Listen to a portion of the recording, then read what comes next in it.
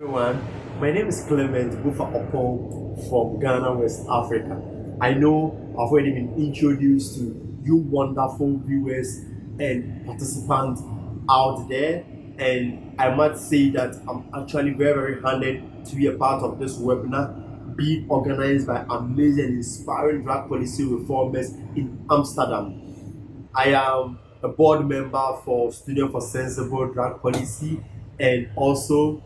the finance director for Student for Sensible Drug Policy Ghana chapter. And equally, SSDP Ghana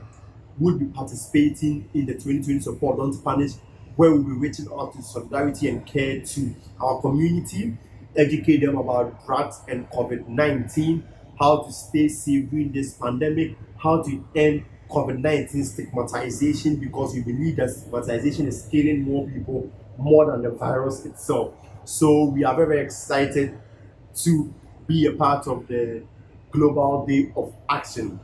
I know the topic that is running through the minds of most people right now is the future of drugs and policing. I mean, last year, when I had the privilege with my team to represent young people, and for that matter, students, at the Parliament House of Ghana, together with other stakeholders, government officials, parliamentarians, to review Ghana's Narcotics Control Commission bill, which was before Parliament, a 30 years bill, and we felt that it is actually a great step for young people, for drug policy reformers to contribute to reshaping Ghana's 30 years bill into one that embraces human rights, social inclusion, and health, as well as education for citizens. And we felt so excited when the law was passed just this March 2020, where we saw most of our advocacy being reflected in the new bill, including legalization of cannabis for medicinal, scientific, and industrial purposes, decriminalization of possession of narcotics, including reducing the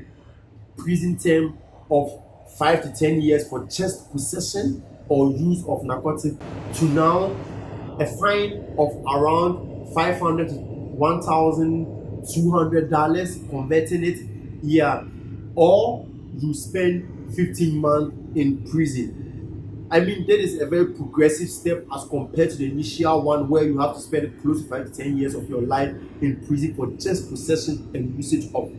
narcotics. We felt our views has been, reflected in the new law. And for us, that is actually a pace we are setting for our sub-region also in Africa, since Ghana is the first within the West African sub-region to embrace humane drug policy. So imagine an ideal world where police or law enforcement agencies are going to be at the forefront is something that we shouldn't really factor. I say this because, like most of you would agree with me, drug issue should be treated as a health related issue rather than a criminal justice issue. So if we want to have a future of care, a future of support, a future of solidarity, then health workers should be at the front line when it comes to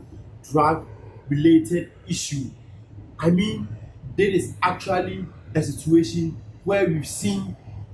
the war on drugs failing totally. So if you ask me, an ideal world of drug policy is going to be one that embraces harm reduction services, one that embraces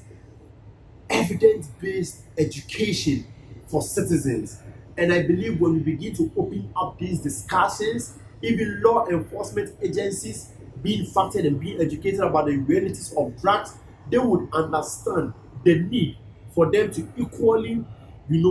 not just fancy putting people in prison for using drugs, but rather understanding the realities that these people need the love and care, they need economic opportunities so that they would have a source of livelihood for themselves. So government should rather focus on creating opportunities for its citizens rather than building more prisons. We need to support our community of drug users rather than stigmatizing them, incarcerating them, and making them hide their real problems, which we know has actually affected and has killed a lot of people and has marginalized our community. So I want to urge everyone out there, I want to urge all stakeholders within this advocacy